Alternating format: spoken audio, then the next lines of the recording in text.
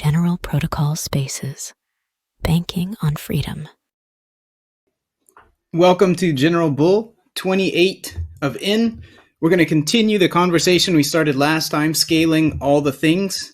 This is a huge conversation, and we're going to start from the point of assuming that the block size is roughly solved with the recent upgrade that successfully went through. Yeah, congratulations to Bitcoin Cash.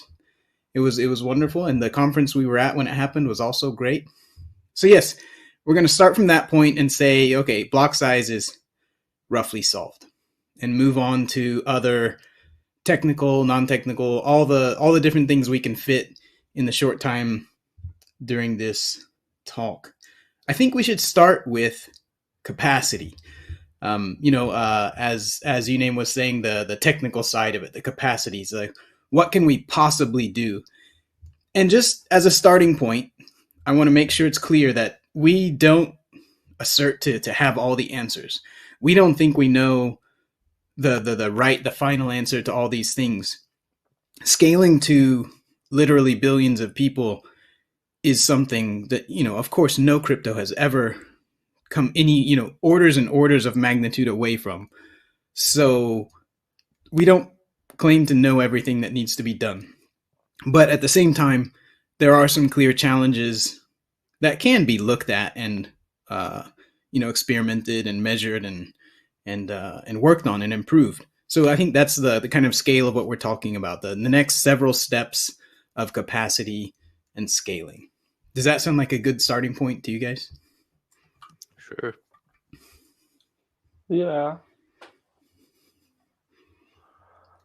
That wasn't real convincing. Well, we've talked about like the obvious parts before, right? So maybe I'll take a fresh perspective.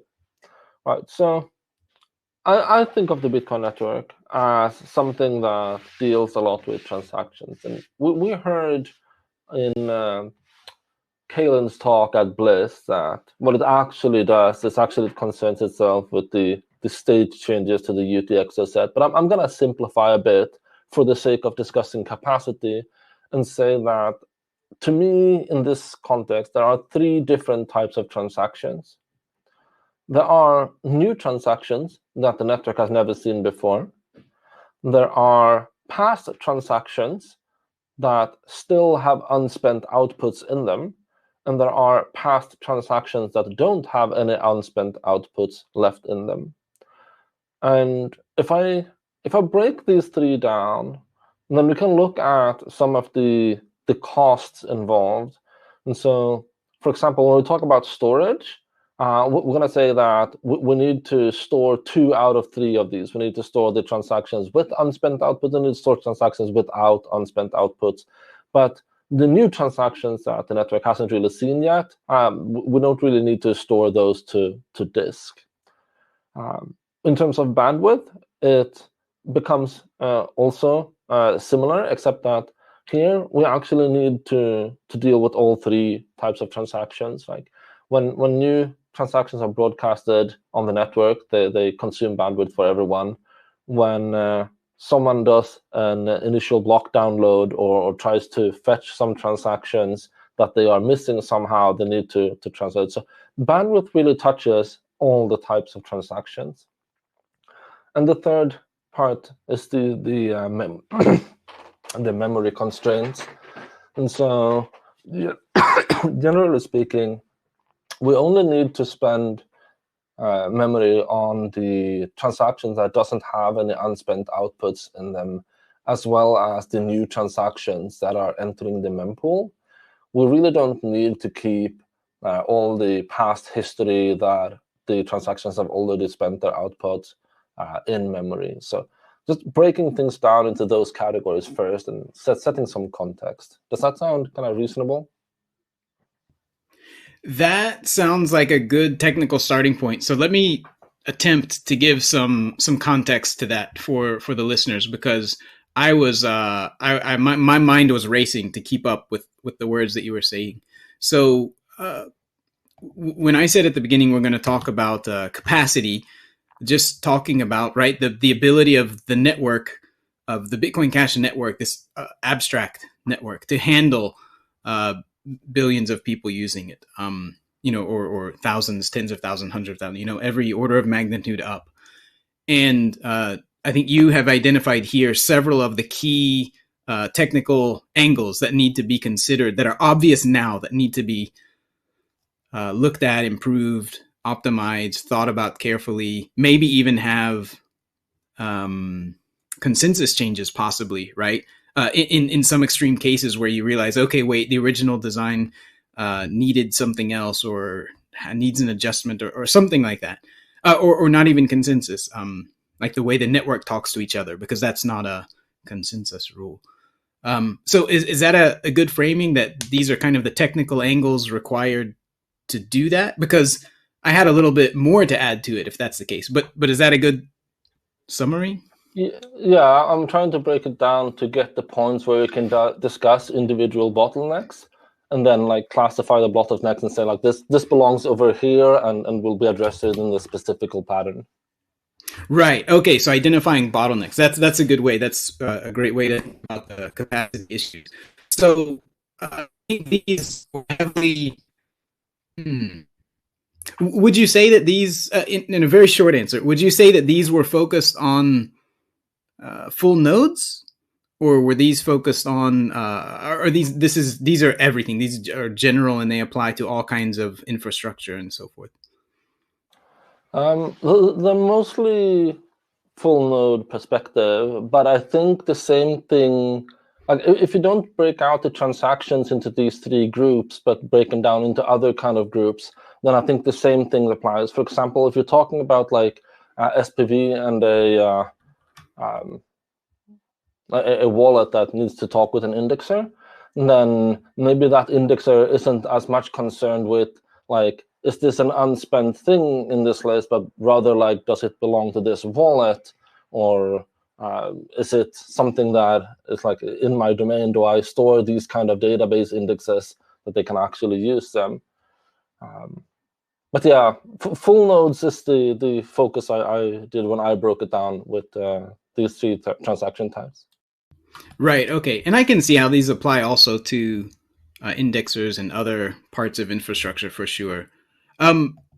Before we get into those, I had a couple of other things. But first, did you have any other major areas of bottlenecks you think we should look at? I'm trying to list things up in my notes here so we can get to them all. I think this and the infrastructure on top of full nodes, it's generally just, I think that's way more than enough for us to chew on.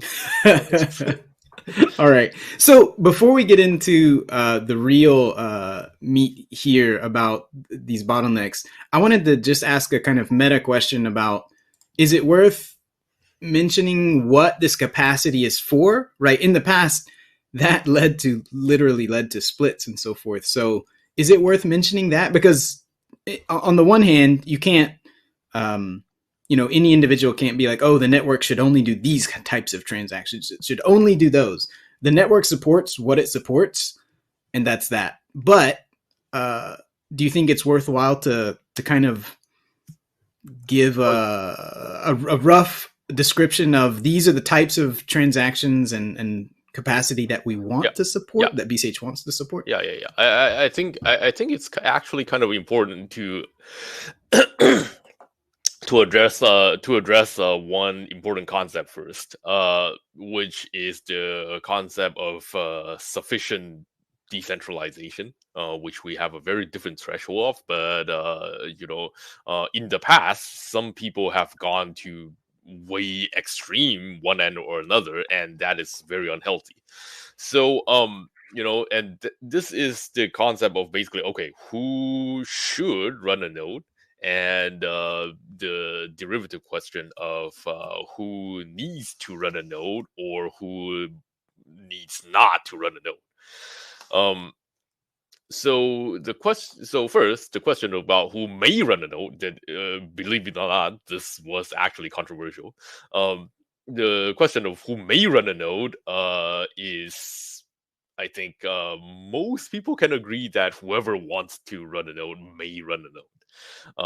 This was controversial to some people. Some people would apparently argue that you may not run the node for any reason, and that is completely unreasonable. Then the next question is who needs to run the node, and who should run the node. So in the past, some people have argued that only miners should run a node and other people should not. And that is kind of extreme of a stance, I would say, because today a lot of service providers run nodes for very good reasons, because running nodes is a very good way to get database and get a database to index on, and also get the raw blockchain that you verify yourself, so that you are not reliant on anyone else to serve your customers. And I believe that is a totally not just legitimate use case, but also a use case that scales generally with blockchain size. The more economic flow through the general blockchain, the more business you should be doing, and the more you should be able to afford to some degree. But I think some people have argued that these are all non-mining nodes and they're not human. They don't have rights. They don't have anything. I think that is generally a very unhealthy way to look at things, especially in the light of okay, so you said miners should run things, and then so which miners, and then they will also be okay with miners gradually pulling in until there's one node left. And that is a terrible way to run things. And we know as at least one other blockchain that has been run like this, and it did not end well. I think at the very least, we should be able to establish a baseline that service providers as well as miners should be able to run nodes. That's a good point. And Yeah. I just want to jump into frame a little bit. This is not only about the opinion of who should be able to run them. I think what Uname is saying is here, the node should not be a ridiculous thing that is out of reach of these people. Node pools, miners, service providers, researchers, privacy, people who want additional privacy, etc. Right? I think a big part of what you're saying is whatever we design, whatever capacity is there, needs to be in the reach of these kind of relatively average actors, right? Yes, and Yeah. I mean, we need not draw a very firm threshold to target. I think Ethereum people drew a line at cheap laptops on the market should be able to run this. Okay, they drew a line. I respect that, but I personally think that is a bit lowish as a threshold. But on the other hand, if what we target became I've been buying $3,000 Threadripper servers and I'm barely keeping up, is that okay? That might be a bit not okay. So it's a continuum, but there are reasonable discussions to be had. But I think generally speaking, we should not be bogged down by extreme and unreasonable ideologies, and that is all. Right. Somewhere between a cheap laptop and a cheap commercial server or something like that. Yeah. Okay. Yeah, that's a good point about the capacity and sufficient decentralization. Yeah. Okay. I'll jump in here and kind of rewind, because you asked the question do we need to define what kind of transactions should be running on the network? And right. What we answered here is rather who runs the transaction rather than what the transactions are. So I'm going to say that I personally don't think it's that super important to define what the transactions are doing. But I do think it is super important to define the limits of what the transaction can be doing in such a way that we get a reliable outcome, right? So as long as the transactions are sufficiently constrained then we know that no one can generate transactions that is going to hurt or harm the network in a drastic way. Yeah, I think that's a good way to say it. And I also, when I took my notes here internally, I reframed it as not what kind of transactions should be there, but maybe what are the reasonable expectations for transactions, right? And the obvious example that has broken a lot of things in the past is, and is breaking things right now on BTC and in the past on another chain, is that a full node should be expected to act as a data server. You make a single transaction, you pay for that, whatever it is you do in that transaction, and then from that point on, full nodes act as a kind of database where you can just go and get it for free anytime going forward. And there's I mean, it's an arguable point, but there's some class of things like, economic transactions where people are dealing with peer-to-peer finance purchases, etc. That to me, I think that's a reasonable expectation. And then there's another class of things at another extreme, which is, like putting 4 megabytes of JPEG data on the blockchain and then expecting the full nodes to just serve that data forever going forward. If I was a full node operator, I would just straight up prune that data if there was any way at all possible to do it. And if it got to a ridiculous point, I would just quit, right? I would be like, this is silly. And I would find something that wasn't silly. So that's maybe a different way to look at it. Like, what's a reasonable expectation for people coming to BCH for what their transactions can do and what they can expect full nodes to accept or to resist?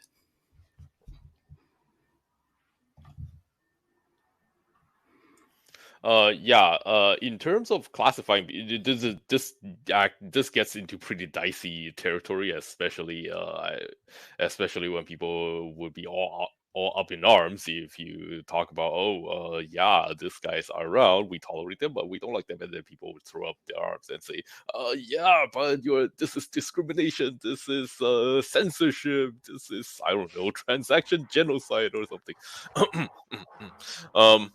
But I think there is also a reasonable discussion to be had, like about what kind of things are we trying to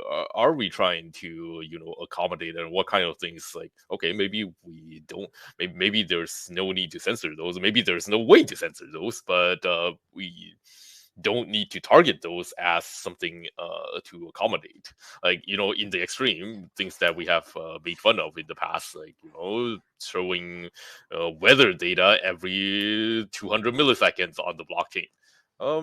That's, maybe there's not very good ways to stop that, but it certainly doesn't sound like something the community should aim to fund or otherwise target as a good use case, like that. On the other hand, there are things that are clearly things that we are trying to accommodate, like buying coffee. We are absolutely trying to accommodate that, and if someday the fees or other things gets unreasonable for buying coffee, then that is something that we need to be very alarmed about. And then there's something in between. Like, okay, what if I have some Dogecoins on BCH and I'm trying to trade it for some cat coins, and today, places like Codron don't have this problem because everything is traded against BCH, and that is clearly something desirable. But in the future, there will be great cases. What do we think about this? What kind of direction should we develop our economy towards? I think those are all legitimate questions to be had. Maybe in this spaces, maybe somewhere else.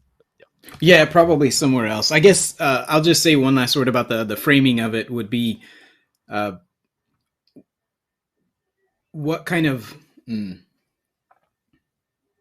incentivization, right? What kind of transactions do you want to incentivize? Which is a big, hairy, difficult discussion that BCH hasn't really faced yet, right? Like, because facing this is going to come into this big Venn diagram of miners and pools and users and etc., where there may be some differing underlying incentives. So what type of transactions do you want to incentivize? Yeah, that's probably a separate discussion. Okay, sorry for that. Let's move on to the capacity bottlenecks. So let me recap and make sure I got this right, Jonathan. The first one you said was, let's classify transactions. So every transaction that exists out there in history is one of these three mutually exclusive types, I think. The first is a transaction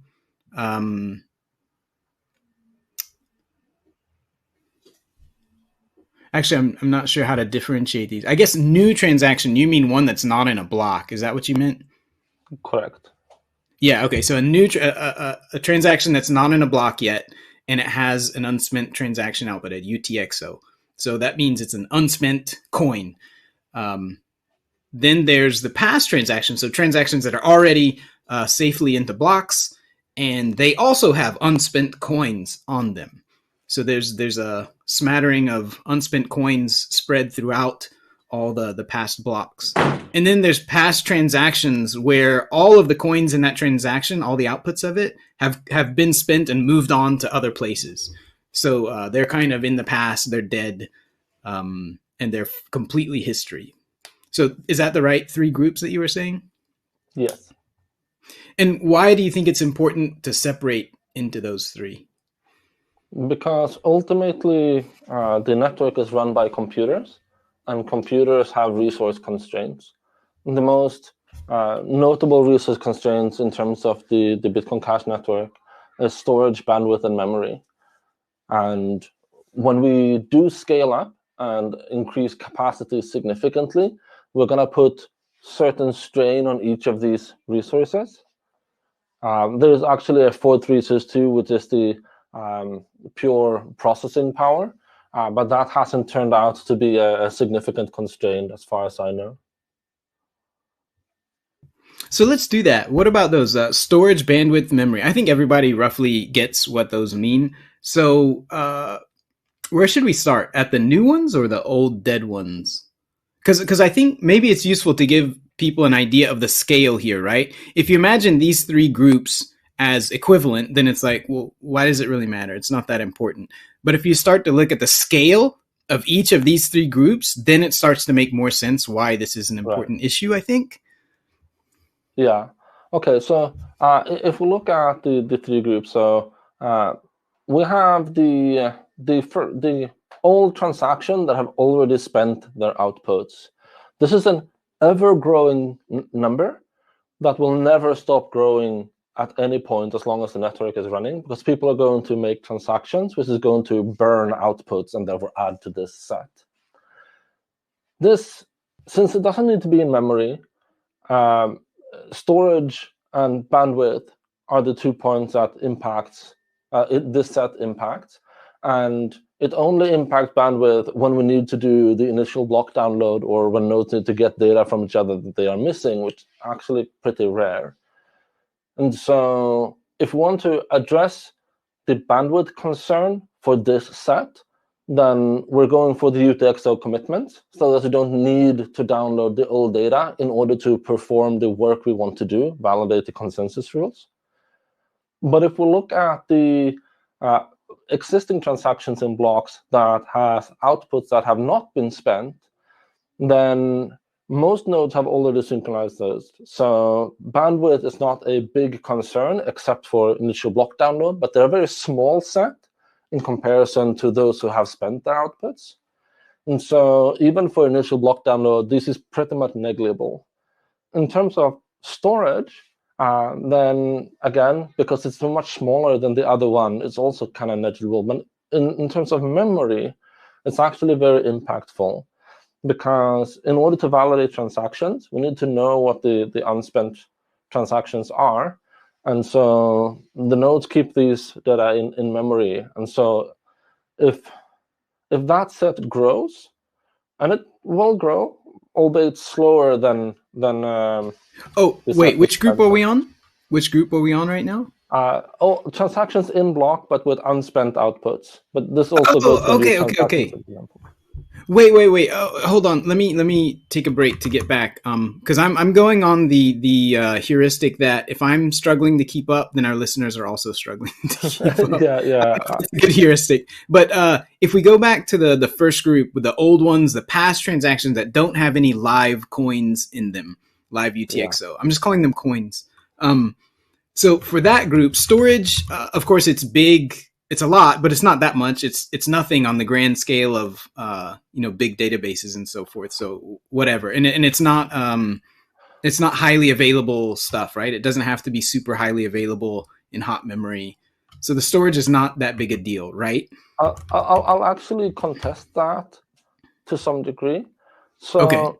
Right now, it's many hundreds of gigabytes large, which of course isn't a horrible situation, right?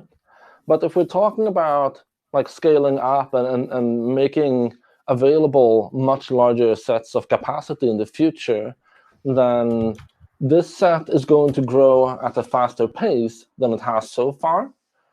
And because it doesn't have any,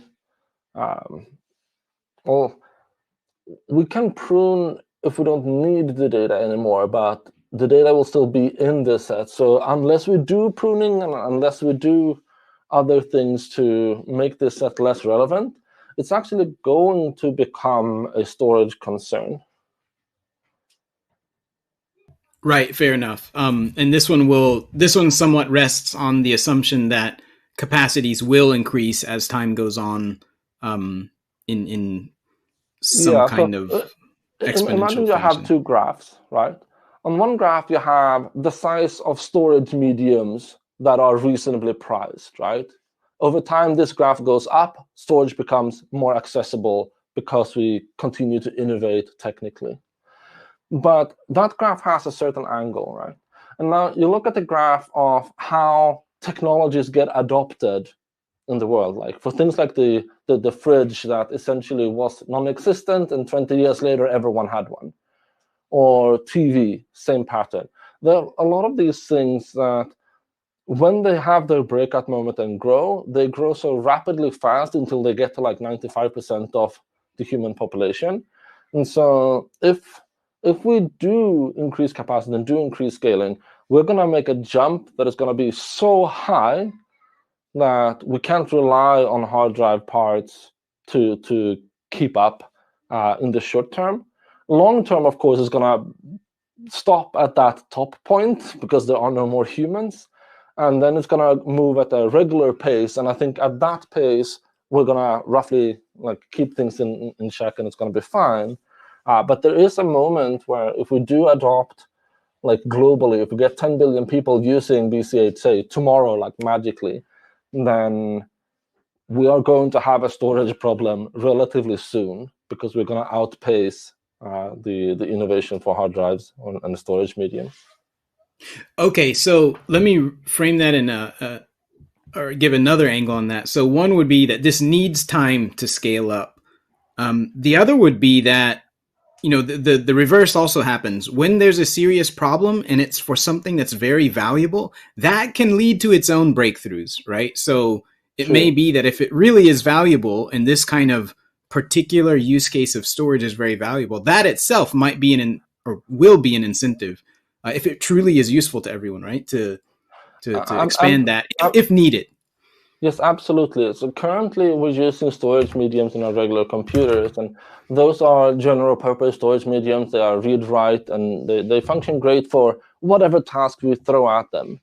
But should we scale this use case the way I see that could be a problem in the future, then yes, suddenly we might be able to create new solutions that take advantage of the unique properties of this use case. For example, that the data is guaranteed to be immutable, so you never need to worry about like overwriting or things like that. And the other is that the read speeds required are probably going to be much, much lower than the write speeds required. And so there might be some new innovative storage medium that we could make up and build that is better suited for that use case. Okay, perfect. And then the bandwidth, right? You were saying that's roughly solved by UTXO commitments, which I think we discussed a little bit recently, or we do have a space where we discussed UTXO commitments in quite a lot of detail. So UTXO commitments roughly solves the bandwidth issue there, because that's only useful for people who have started their node from a commitment, which we're just assuming exists from a consensus commitment, and they don't need the whole history. And then they say, hey, but actually I want all or some of the history. Those are the users that are going to need that bandwidth. And assuming that solution gets made, I'm really hoping we'll make it fairly soon, because the bandwidth has this interesting property that is not a one-one relation. Like, yes, if you go on the network and you ask one node for their data, you have a one-one relation. But generally speaking, a lot of people have measured in the BTC network how much bandwidth is actually being used per amount of data being stored. And it turns out that you can get as much as a 30x factor in people asking for data that don't have it, because people join and do that initial block download over and over, like nodes leave, node come back. But with UTXO commitment, that 30x factor would be on a limited set. Instead of being an all-time growing set, it would be on a sliding window of the last X time worth of transaction set. And so that would be a constrained bottleneck. That makes sense. Fairly easy to deal with. It would greatly limit the size. Okay, yeah, that makes sense. Okay, so it's UTXO commitment solves it to some degree. It's a limited group of users in our imagination, right, that want the full history. It's easy to imagine that the majority just want to be able to spend what they have. They care about, as an analogy, they care about the dollar bills in their wallet. They don't care about the history of every dollar bill that they've ever spent on a daily basis, right? That's a rare thing to care about. Like, that's when the tax man comes, or you're doing some kind of accounting or whatever. But on a general basis, you just care about what you have right now. I think we can actually put an assumption here, an assertion. I'm going to say that anyone who actually cares about all that history is an entity that is more suited to pay the cost of actually managing that data. Like, that makes a lot of sense. About who will run a archival node in this context, then my answer is going to be whoever has an interest in running an archival node is a person who's better suited to run an archival node than the regular person. That's a good point. That's a good point. I think we probably made this point elsewhere, but it is worth repeating, because for a lot of this technologies, what they do is provide you with options to run lighter. They don't mandate you to run lighter. That is a common misconception. If you want to run heavier, you can still run heavier. And generally speaking, if you deny people the option to run lighter, the alternative is not going to be that, well, I guess everyone would just run the heavier setup then. The alternative is that people gradually stop running things altogether, and things centralize until it gets really uncomfortable. The choice is between giving people. It's not between giving people options, and some of them would run the easy stuff, and some of them would run the hard stuff. And some people would imagine that, you don't give people a choice, everyone would run the hard stuff. No, it just means that very few people would run stuff at all. Yeah, that's a great point. And this is back to that same point that you brought up before, the sufficient decentralization. If you stick too close to some kind of idealism on everybody needs all the data all the time, then at some point you're absolutely guaranteed to people just stop using it because it's just too heavy.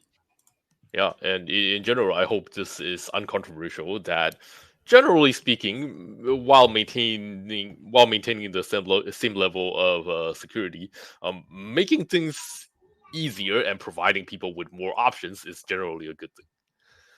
Yeah, and we haven't discussed it, but yeah, you made a key point there that the solutions that we're talking about, it's just built into our assumptions that everything that we're talking about remains permissionless and trustless.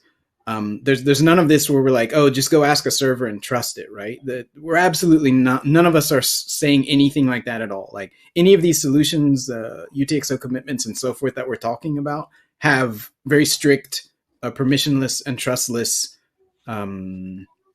assumptions, and then anything that breaks those to some degree, like, deserves very specific call outs, like you can't trust it to do this or whatever. So yeah, that's all built into our discussions, but that may not be built into some of our listeners. Okay, the last one was the memory. So we're still on the old dead transactions that have no live coins in existence anymore, and the memory part of that is basically nil, right? Yeah, it's small. It's not zero. So whenever someone wants to request some set of blocks, you're going to need to move it from storage to memory before it can be transmitted across the wire. And so you need some kind of buffer sizes that is performant. I'm going to guess that in modern computer, this is something like 100, 200 megabytes or something like that. It's practically negligent. Yeah, doesn't really matter. Right. Yeah, negligible. Yeah. Negligible. Right. Yeah. Yeah, okay. So small, they're negligible. Yep. That sounds good. And this also brings up the point that I think we should get to later, but not right now, of transactions versus UTXOs. But yeah, let's get to that later. So which of the other two groups would you want to do next? So we've talked about the storage, bandwidth, and memory constraints of these past transactions, and it's not that big of a deal. So these are things that you can scale appropriately with the right people who want this kind of data. So maybe the other two are the harder ones and more interesting. Which group do you want to do next? Yeah, let's go with the transactions that still have unspent outputs, because this is probably the one that we don't have a ready-made good solution for right off the bat.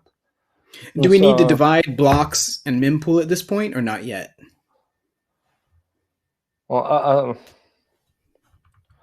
I guess this is where my simplifications of just talking about transaction breaks down, because what's actually relevant here is going to be the outputs for the unspent transactions. Okay, so the focus here is more about the coins themselves, those active living coins that can still be spent. Okay, that's fine, fair. Yeah. And so from a storage perspective, the cost is fairly small for two reasons. One is that you don't need to have like super high reliability because you can like replay and get the data back. And the other is that the set of unspent is so much smaller than the set of actually spent. You might, if you're supporting like SPV wallets or things like that, or if you're supporting distributed applications or some other use case, you might want to have a bunch of database indexes and do optimizations that cost you a lot of storage in order to get a bunch of performance on the other parts. But that is like individual use case specific. And even so, I don't think that those are that high of a cost compared to what you actually get for them. Right. So the content itself, not all that big. The size of what you would need would be more in like indexes and optimizations for lookups and things like that. Okay. Yeah. So and does that go for memory also, or is that just the storage side? That's just storage. Memory okay. is the hard part, because in order to process new transactions as fast as technically possible, which is a hard requirement if you're running a mining node, at least, and probably a very stringent requirement for practically all other use cases as well, then you're going to want to have all data that is required to validate new transactions reside in memory. And so as the unspent output set grows, we're going to have more and more of this data sitting in memory. And there are multiple potential solutions that have been discussed. And I'm actually unclear about what is the best way forward, and would like to see more research at some point. So let me go over two of them that quickly comes to mind. One is segmenting the unspent output by time. That is saying that any unspent output that is older than a year or 6 months or some other arbitrary time point, you actually write down to disk and you drop it from memory, and the other ones you have in memory. And this takes advantage of the fact that transactions spend outputs that are newly created more frequently than that are old. That is, live coins move more than old coins. The other solution is sharding the memory set and moving it over to multiple different computers and have them hold the individual data set required for validation in their own memory. And so, for example, every unspent output that comes from a transaction that starts with like this byte ends up on that shard, and for the next byte it ends up on a different shard. And so you can like maybe 16 different computers to process the transactions in parallel. And they only need to know their individual sections of the UTXO set in order to validate those transactions. That one has other problems, but it might be a way to scale up, both so that the memory usage stays within available memory capacity, like that you can easily buy a computer that have sufficient enough RAM to hold each of these shards, so to speak, or that the sharding can be made dynamic so that you can make a lot of computers if you can't get enough memory, or only a few computers if memory is plentiful. Yeah, I want to I want to cut in here and remind people of a basic concept of sharding, because the word has been thrown out so much in the blockchain space since like basically forever. And in the context of blockchains, sharding is actually pretty interesting. It's actually a pretty interesting concept. So there is the trusted sharding, aka I am a node operator. I trust myself, and I want my node to run on many computers in a parallel way with relatively high-ish latency between them. So that is also usually what traditionally sharding has meant in computing. And this is what Jonathan has mentioned. And there are many ways to do this. And some techniques and consensus rules facilitate this more than the others. Like, for example, the EC multiset hash approach to UTXO commitment is very compatible with this, because it's extremely easy to reassemble things, reassemble parts into a whole. And then there are other things that have been explored in the past, like how to construct a Merkle tree that is more compatible with sharding, etc., etc. That might be less of an urgency, but that is still something interesting to look at. This is as opposed to something that is much, much harder that has been explored elsewhere. Like, Ethereum had it on their roadmap, they took it off their roadmap, and then people wanted to revive it. And then some various blockchains claim to have done it, but they all turn out to be doing it in a weird and perhaps a non-beneficial way. And that is sharding between untrusted computers. So, aka nobody has the whole state. Nobody has the whole state, and not only nobody has the whole state, you will want to each individual operator who don't trust anyone else to only have part of it, and you have to somehow assemble it back to the whole state across the network, across many untrusted actors. That is way harder. That is way harder. That is something that people have pursued for a long time and didn't quite get it. And it is, in the context of Bitcoin Cash, it is dubious whether we would ever need that. So just to provide some context, in case anyone ever is confused about sharding, like this sharding is very different from that sharding. Yes, yes. Yeah. Maybe a better phrase than sharding in this case is just horizontal scaling, right? You want to take, this is a more common phrase used in computing. You would want to take the resources, because UTXO is very amenable to horizontal scaling, where you just apply more computers to a problem, more memory, more processing to the problem, as opposed to doing everything on one, kind of virtual super CPU. You could think of it. You break up a problem into little pieces, and UTXO design is very amenable to that, so it works very well. Whereas, the sharding discussion is really like almost like a fundamentally different discussion on Ethereum and EVMs of sharding the state, the actual live state, into pieces. And we're talking about horizontal scaling. Like between untrusted actors, that is way harder. I'll have to jump in and say that yes, horizontal scaling is the value or benefit we want, but I think sharding is actually a good term for this, because you say the state matters, right? And we can't do what I proposed unless you actually move sections of the UTXO set to the individual processes that are running separately. And so they must hold some of the state and must know what state they are responsible. So we are actually sharding that state in order to get the benefits of horizontal scaling. Not exactly. So, because it's not mutually exclusive. So each of these nodes can have a bunch of state, and they can all have some state that they all share, because there's some common transactions or whatever. But that's all perfectly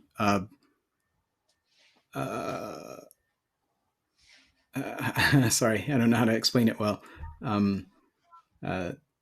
You don't have to be as careful about how you split up the state. They can have a bunch of shared state between them, and it doesn't matter, because they're all immutable, and there's no interaction.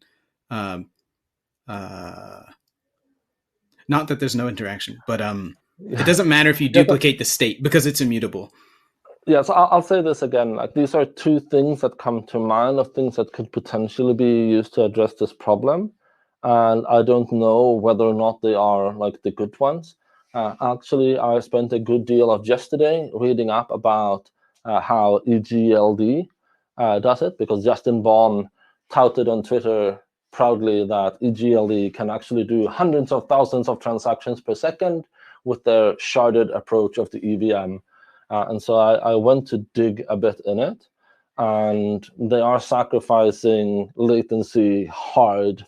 It's actually network-based multiple hops for every transaction validation, not just hops, but it goes as far as to go for individual blocks. So the communication between different states has to go through a separate or coordinating chain. It's a very messy setup. It might work to some degree, but it sacrifices latency hard, so that even if you broadcast your transaction, you can't know if it's a valid transaction until something like 6 seconds later, because you don't know if the intercommunication between various parts on the back end is going to accept it. Contrary to BCH, where you can validate a transaction's validity rules once, and then hey, it's valid to put in the mempool, and so a miner may now put it into a block. Yeah, anytime you end up with a coordinator, you've fucked up, more or less, for massive scaling. But okay, all right. So yes, so that was the storage.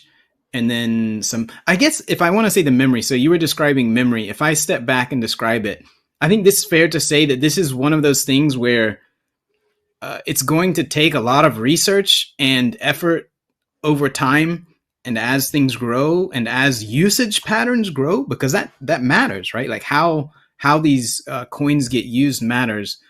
So it's going to take active research and experimentation over time to see how this really scales. But what we're saying is, at least you have to work hard to pick out points where it's not going to scale well.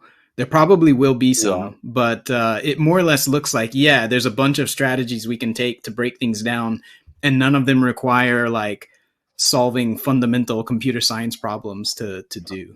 Yes. So actually, I have to add some additional information to the previous discussion as well, because I just realized that we're past ABLA now, right? So we have a known constraint and a known growth pattern. And so when I was talking about like what if a lot of people adopted it very, very fast, that would have to mean actively doing further upgrades in order to be able to adopt fast. But with the current growth plan that we can get as a maximum value, the storage for all transactions will never outpace the innovation in storage mediums. And the issue for the UTXO growth set will never outpace the growth in available RAM memory due to technical innovation. Neither of these are problems according to that growth plan. That's a good point. And then if it did become, if somebody's magical hopium situation of just usage absolutely exploding happened, then okay, you get in a discussion, and then you get into the thing that we mentioned before, where okay, you've got to actually actively invest in scaling that fast. It's not something that'll happen accidentally. I was actually looking at Newegg the other day, and I was pretty thrilled to find out that apparently 256 gigabytes of RAM is a not only available but not that uncommon thing for consumer grade computers these Wow. days. It used to be something exclusive to registered DIMM and only in exotic server setups.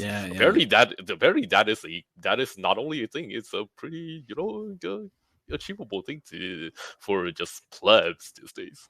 So yeah. Nice. I need to get one. All right. So how about the bandwidth question? I think this will be an interesting. What are the capacity bottlenecks on bandwidth with this active UTXO set, right?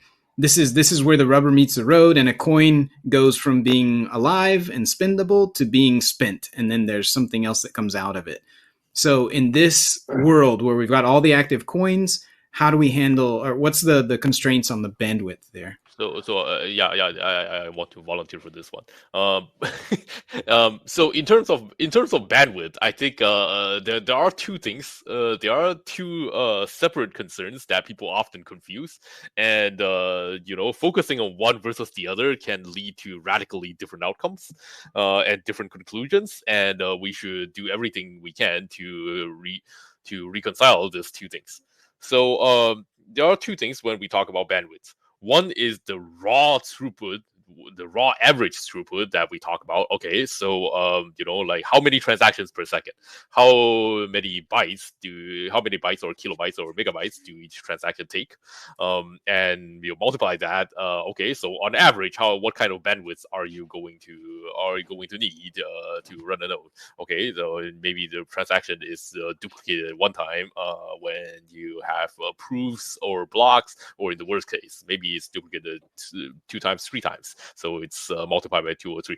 That kind of average bandwidth. So when we talk about this kind of average bandwidth, we will find that most of the blockchains today are they heavily underutilize what's available in terms of technology, or even just common budget internet setup in any developed or even moderately developed country. And when people talk about bandwidth is not a problem whatsoever, this is what they usually talk about. There is another concern, which is that so what happens when the block comes in? So what happens when the block comes in? Traditionally speaking, this has usually been a very difficult question, because not only is the worst case a block entirely full of unknown transactions, and you are supposed to consume the entire block at once. which leads to some very busy periods into your computer. But that also affects usability, especially in the miner case, because if you are a miner, then this becomes a very zero-sum game. If you can't consume the block in time, somebody else would, and the bigger the block is, the more difficult to race towards. And if you do this kind of calculation, then the bandwidth story becomes very different, and suddenly in the most extreme cases, you get even 1 megabytes actually looks like a pain in the ass to process. It could lead to tangible differences in outcome. Maybe that is something not desirable. So so this is a case where if you look at things from just a different mathematical standpoint, it could lead to very different outcomes. And that this is also why people talk a lot about block compression would reconcile this two and make this spike when a block comes in problem a general average bandwidth problem. And and a lot of big blockers don't pay attention to this in terms of block compression or mempool synchronization, but they are important because if you don't invest in these efforts and find out what the worst case is and deal with them,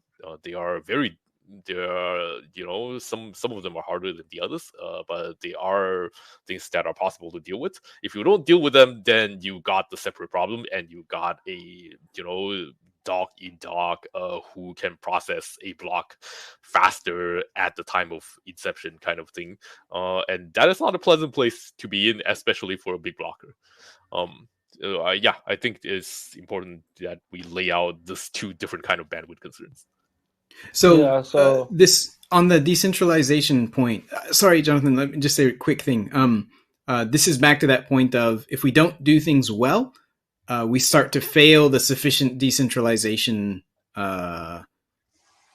requirement, right? Not just that, but as we have seen elsewhere, it's not even in the long term you will lose sufficient decentralization.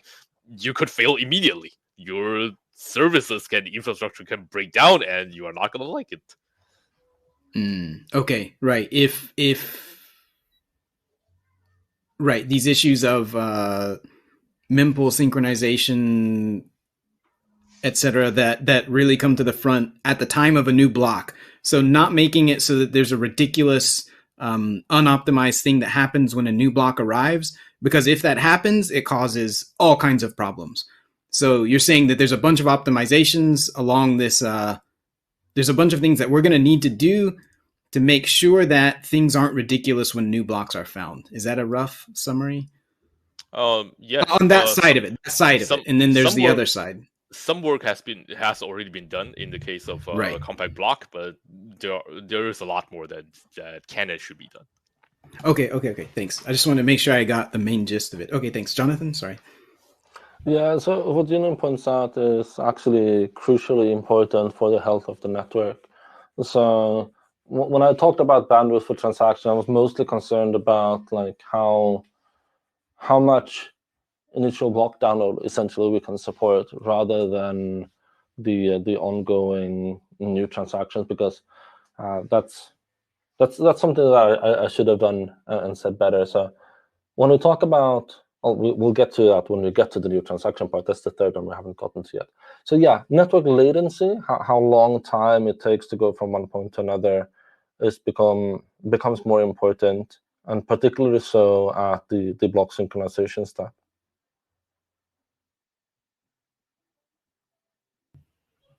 All right, so that's a class of things that really need to be sorted out well.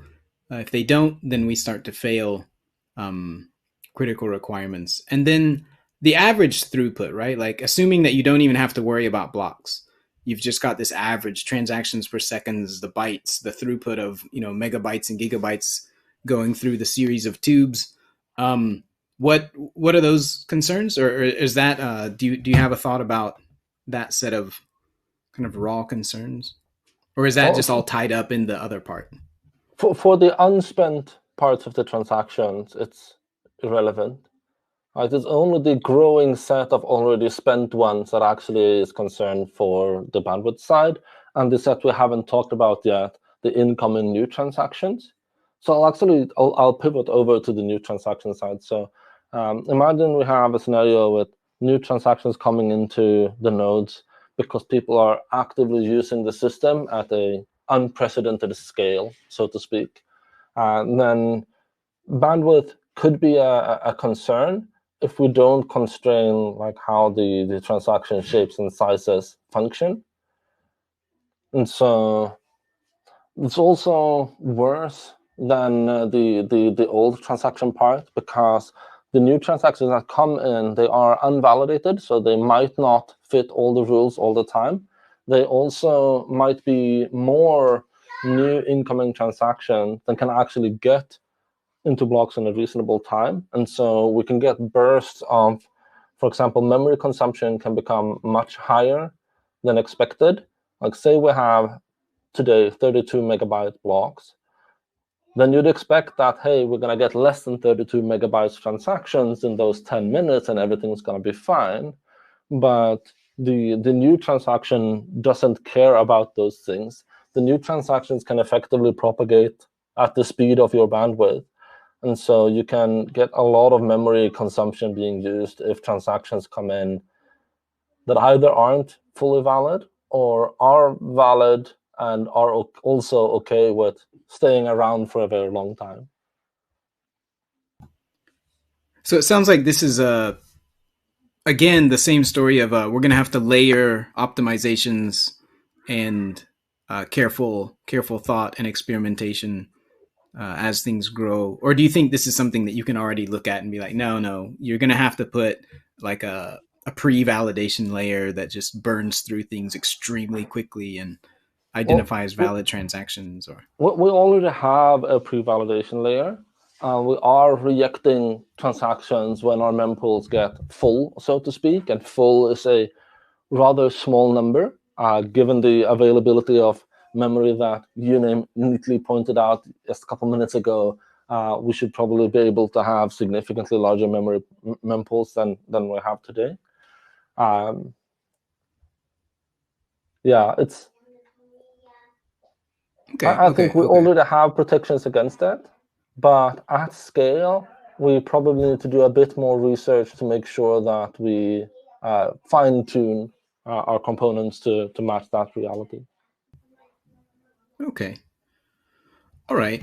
So we're probably about to run. We have run out of time here. So I was thinking to, and we barely got through like a quick run through of things. And this is just the full nodes, right? We haven't even touched on indexers and the larger infrastructure needed. But I was thinking, I don't know if this will work, but could we go back and to make it all kind of concrete? Could we take each one of these groups that Jonathan laid out nicely here and just describe a specific way that things fail, if things are not done well? So for example, with the past transactions, like the history, the long history, as Uname was saying, I think the failure mode here we've already described, which is if you really go and make some kind of hard requirement that everybody has to have all the historical data forever, the failure mode is that a lot of people are just going to not use it, and you're going to end up with a small handful of nodes doing the whole network, which fails that sufficient decentralization. Even miners might at some point just be like, you know what, screw this, and just quit and so forth. So I think that's a fair failure mode there. Is that okay? Or what do you guys think? I'll say that IBD, initial block download, is your enemy on this level, because the larger that set goes, the worse initial block download gets, and nodes, for one reason or another, end up like doing reinstalls or joining the network because they got interested and whatnot. And so you'll always have people coming in doing IBD. So the correct solution here is the UTXO, the UTXO commitment, in order to avoid IBD entirely. Okay. Any other, you guys have any other specific kind of failure mode here?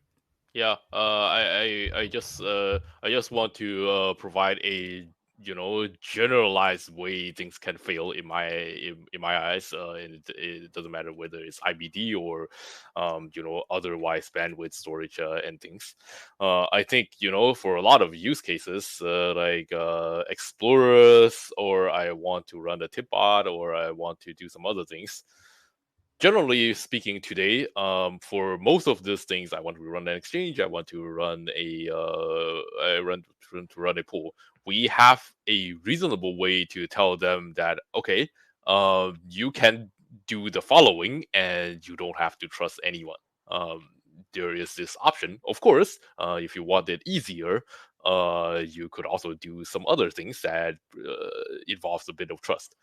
But if there arrives one day that we no longer feel reasonable to tell people about this, trustless solutions, and instead we are compelled to tell them, go to this API, get this guy's data, and just trust them. That, I would say, is a place where we failed. In a very non-quantitative kind of qualitative way. Right. If you ever have to just say, trust me, bro, on this API, then you're fundamentally, you've crossed a line, right? Yeah. If you have to, if that's the only real practical option is to do that, not that there's some actually technically you could do this thing if you have like ultra bandwidth, something data, something. No, if the practical thing is you got to go to an API to a trust me, bro API, then you've crossed a red line, right? Yeah. Like in the case of IBD, if we feel compelled to tell everyone, okay, don't worry about IBD, just go to this FTP and download the whole thing from this guy, then I would say that is a pretty bad situation to be in. Right. That's like, yeah, all of open source software package management and so forth. But okay, yeah, let's forget about that. Okay, yeah, that sounds good. How about other failure modes? We don't need to tie them to any specific thing, but how could some of these things we've discussed also, like, what are the failure modes here? Like a specific story where it's like, this happens, and then you basically die. In the case of processing and to a lesser extent storage, we have seen some of those elsewhere, where you have a capacity limit that is very mismatched from what people are willing to invest in today in terms of infrastructure, and once in a while some very unreasonable spike comes in, and people run out of hard drives, and the operators die en masse, and they quit, and your network effect is harmed a lot. We have seen those in another fork, in one of the fork of ours, and I believe this is actually one of the things that the ABLA algorithm is, I think, provides a very reasonable and practical way to balance these concerns, which is that we will have a predictable way to growth, and nothing unreasonable shall happen in terms of bandwidth and storage, and I think that is a very good thing. Mm-hmm. Okay. All right, Jonathan, did you have any other kind of failure mode stories to tell here before we wrap up? Yeah, so with ABLA in place and that growth pattern in mind, most of the problems are contained to the point where they're not actually a problem. But as Yunim pointed out earlier, at the point where a block is propagating, we need to make sure that we have, prior to that, have had like good network latency and have made sure that the mempool synchronization is established in a very high percentage, like 95% or higher already synchronized, or maybe even 99, I don't know.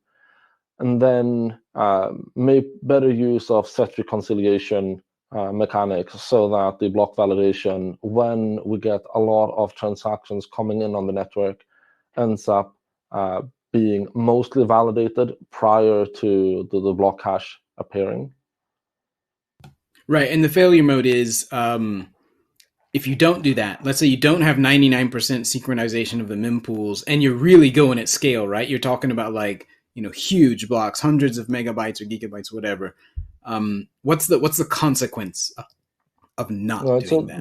There are two different consequences. One is from the miner perspective, in which the users are going to have to accept that there's going to be a larger than average number of empty blocks being mined, because that's the counter mechanic to kind of delay the situation.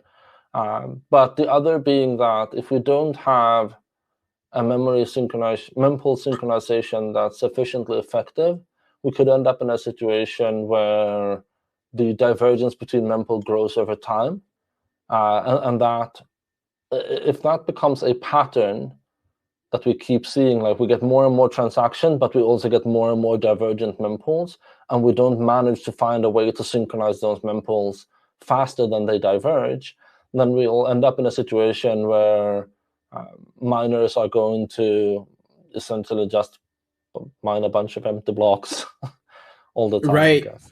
Right, because the alternative is to have literally splits going on, like multiple parallel splits happening where, because normally those splits are resolved by an orphan, and then everybody agrees, hey, wait, somebody else mined this other block, it's a better block, more proof of work, whatever. And people move on to that one, and then the other one gets orphaned. But if everybody's producing orphans because they can't agree on what's in the mempool, and there's some disagreements between the mempool, not only different mempools, but disagreements between the mempools, then and that can happen with like the UTXO contention involved with smart contracts. So the more divergent the mempools are, the easier it is, for example, to commit and make double spend attacks, for example.